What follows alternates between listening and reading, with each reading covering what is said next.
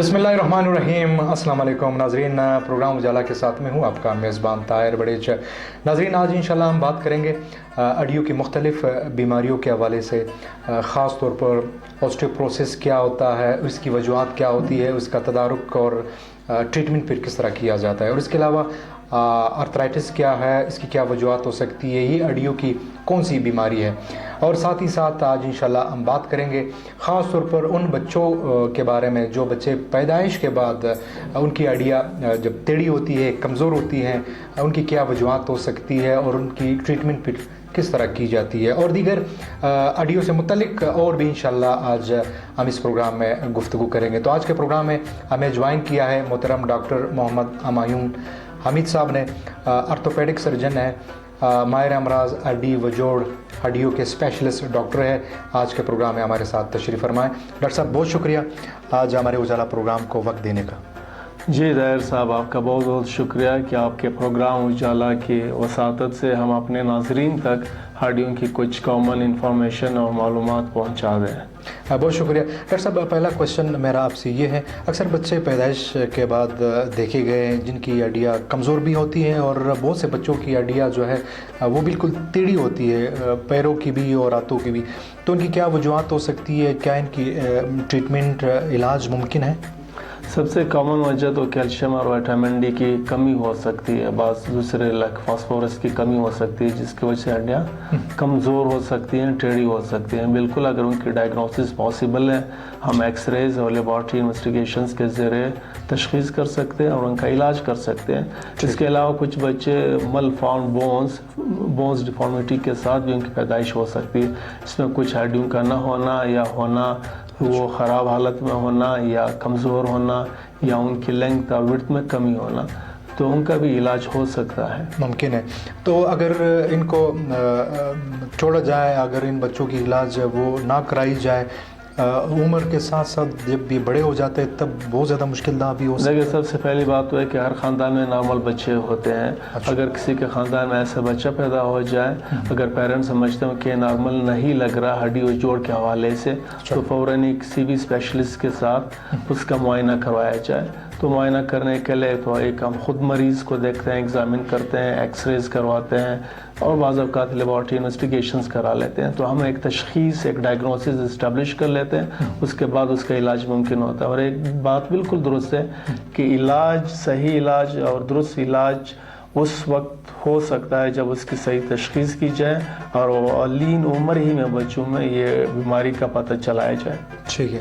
अच्छा डॉक्टर साहब, ऑस्टियोपोरोसिस ये भी हड्डियों की एक बीमारी है, इसके बारे में अगर आप हमारे व्यूवर्स को बता दें, ये किस किस्म की बीमारी, किस तरह की बीमारी है, और इससे हड्डियों को क्या नुकसान हो सकता है, और इसकी वजूहात क्या है, और ट्रीटमेंट फिर किस तरह की जाती है? जी ताहिर साहब, एक बहुत बड़ा टॉपिक है, हमें बड़े सारे सवाल पूछ लें, फिर भी मैं सर बता देता हूँ।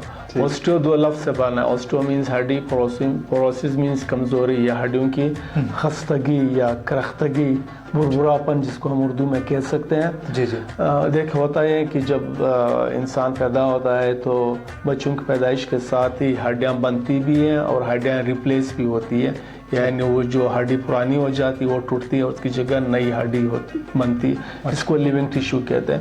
तो ये प्रोसेस अगर डिस्टर्ब हो जाए किसी भी वजह से तो ऑस्टियोपोरोसिस हो सकता है, जिसके माने है कि अगर नई हड्डियाँ बनने का अमल सुस्त हो जाए, कमज़ोर हो जाए या रुक जाए, और हड्डियाँ टूटने का अमल तेज़ हो जाए तो हड्डियाँ टूटने लगती हैं, इसको ऑस्टियोपोरोसिस कहते हैं। बेसिकली इसके ही रीज़न्स होते हैं। अगर बच्चों को बचपन ही से सही और मतवाज़न ग़िज़ा न मिल जाए तो आगे जाके उनको ऑस्टियोपोरोसिस की बीमारी के लायक होने के इम्कान हैं। कुछ बीमारियां होती है लाइक कोई मरीज़ होते हैं जैसे ट्रांसप्लांट, जिन लोगों के ट्रांसप्लांट होते हैं उनकी हड्डियाँ कमज़ोर हो जाती हैं। अच्छा। जो लोग बड़े अरसे तक बाज़ दवाइयों पर रहते हैं, जैसे लाइक H2 ब्लॉकर्स दवाई या गैस्ट्रिक एसोफेजियल रिफ्लेक्स, मैदे की बीमारी के लिए दवाइयों के ऊपर होते हैं, या कॉर्टिकोस्टेरॉइड्स दवाइयाँ लेते हैं, उनको ऑस्टियोपोरोसिस के चांसेस ज़्यादा होते हैं। ख़वातीन को स्पेशली 45 साल के बाद इस बीमारी के लायक होने के इम्कानात ज़्यादा होते हैं।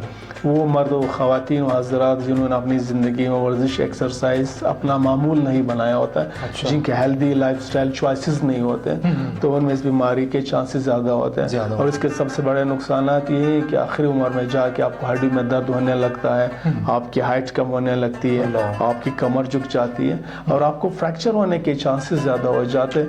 یعنی چلتے چلتے آپ گر پڑتے ہیں، چوٹ لگتی ہے، یا آپ کا پیر پھنس جاتا ہے گھر میں کسی قالین کے ساتھ، تو اس سے آپ کی ہڈیاں فریکچر ہو سکتی ہیں. اور اگر ہڈیاں ٹوٹ جائیں تو اس کے اور بھی کمپلیکیشنز ہوتے ہیں. یعنی 25% وہ افراد جن کی آسٹیوپروسس کی وجہ سے سرجری ہو جائے، 25% امراض 100 میں سے 1 سال کے اندر ہی وفات پا جاتے ہیں. اور جو 25% پیشنٹس ہوتے ہیں ان کے اگر سرجری بھی ہو جائے وہ دوبارہ اسی طرح لائف میں فنکشنل نہیں ہو پاتے ہیں. تو یہ ایک قسم کے ایک آپ سوسائٹی کے اوپر بھی اور اپنے آپ کے اوپر بھی برڈن ہو جاتے ہیں، کیونکہ ایک دوسرے افراد کو آپ کی کیئر کرنی پڑتی ہے ہمیشہ کے لیے.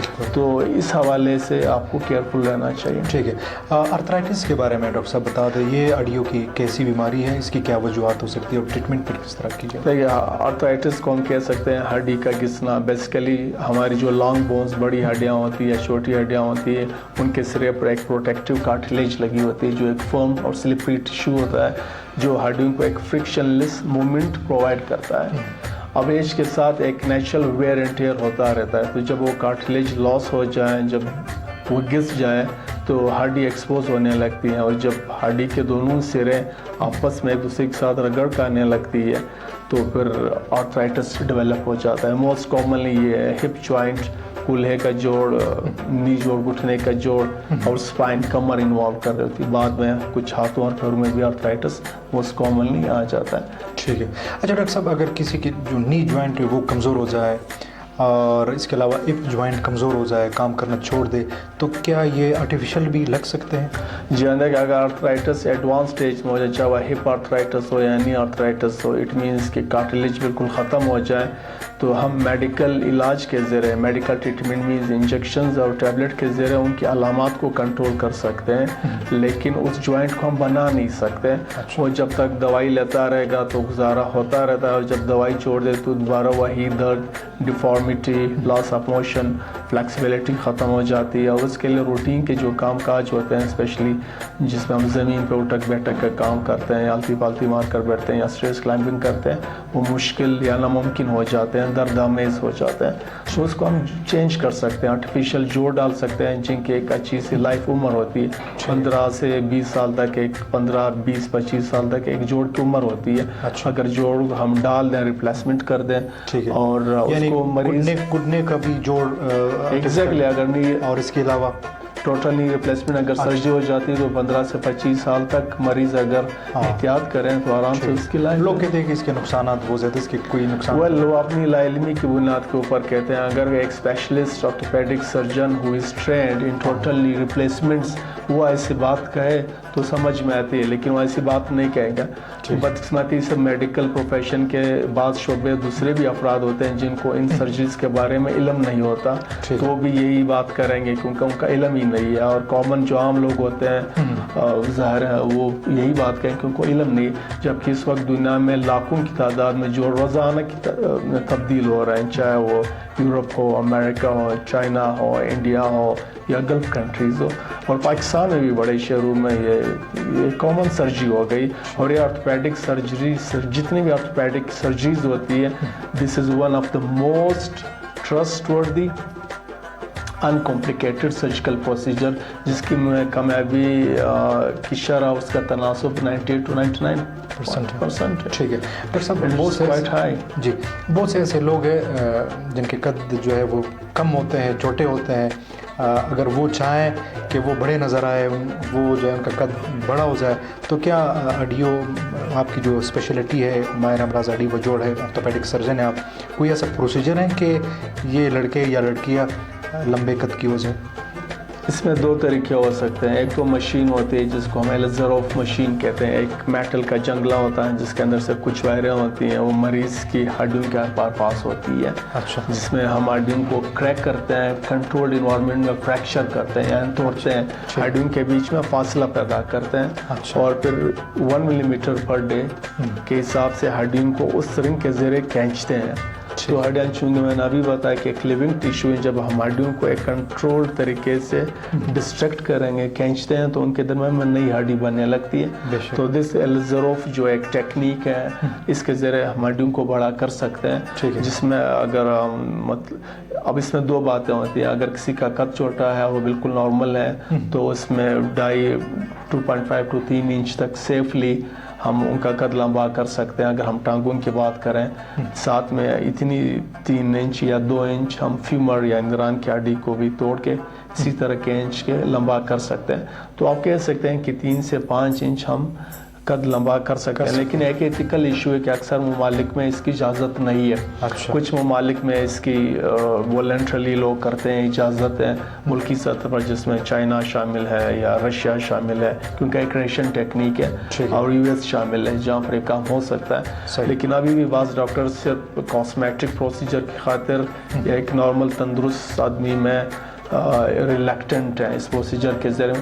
ہاں, اگر کسی کو بیماری ہے جس کو ہم ڈوارفزم کہتے ہیں, کسی بیماری کی وجہ سے اس کا قد چھوٹا رہ گیا ہے, ہاتھ پیر پاؤں, تو یقیناً اس میں یہ کام ہے ابھی سے سر انجام دیا جا سکتا ہے. بالکل ایک مختصر سا ہمارے ویورز کے لیے ایک پیغام تاکہ وہ اپنائیں اور ہڈیوں کی بیماریوں سے اپنے آپ کو بچائیں, دردوں سے اپنے آپ کو بچائیں. سب سے پہلے یہ بات تو یہ ہے کہ اگر ہڈیوں کو کوئی بھی پرابلم ہو تو فوراً اپنے معالج سے ملیں, آرتھوپیڈک اسپیشلسٹ سرجن سے ملنے کی ضرورت ہے تاکہ آپ کی تشخیص ہو جائے. تشخیص کے اوپر ہی بیماری کا علاج ہوتا ہے, number 1. Second, healthy life style اپنائیں. ہفتے میں کم از کم 150 منٹ ورزش کرنی چاہیے, جس کو اگر روزانہ 20-25 منٹ کی ورزش ہڈیوں کے لیے نہایت مفید ہے, جس میں ویٹ ٹریننگ ہو اور اسٹرینتھ ٹریننگ ایکسرسائز ہو, پوسچر, ایروبکس اور یوگا ٹائپ کی ورزشیں کی جائے. نمبر 3 بات پہ ایک ہیلدی ڈائٹ, بیلنس ڈائٹ بچپن ہی سے کھانی چاہیے, جس میں کیلشیم اور وٹامن ڈی کی مقدار انٹرنیشنل ریکمنڈیشنز کے مطابق ہو, یعنی 1000 ملی گرام کیلشیم پر ڈے اور 600 to 800 international units of vitamin D آپ کی ڈائٹ سے آپ کو ملنی چاہیے. اگر کسی وجہ سے آپ کی ڈائٹ کمپرومائزڈ ہے تو آپ سپلیمنٹس بھی لے سکتے ہیں ڈاکٹر کے مشورے کے مطابق. ٹھیک ہے ڈاکٹر صاحب, تھینک یو سو مچ وقت دینے کا, بڑی مہربانی, بہت شکریہ. جی ناظرین, آج کے پروگرام میں ہمیں وقت دیا محترم ڈاکٹر محمد ہمایون حمید صاحب نے, آرتھوپیڈک سرجن ہیں, ماہر امراض ہڈی و جوڑ. بہترین اور خوبصورت باتیں کی, ہڈیوں سے متعلق بہترین انفارمیشن آپ تک پہنچایا. اس امید کے ساتھ کہ آج کا پروگرام آپ سب کو پسند آیا ہوگا. اجالا پروگرام سے اپنے میزبان طاہر بڑیچ کو نیکسٹ پروگرام تک اجازت دیجیے. اللہ نگہبان.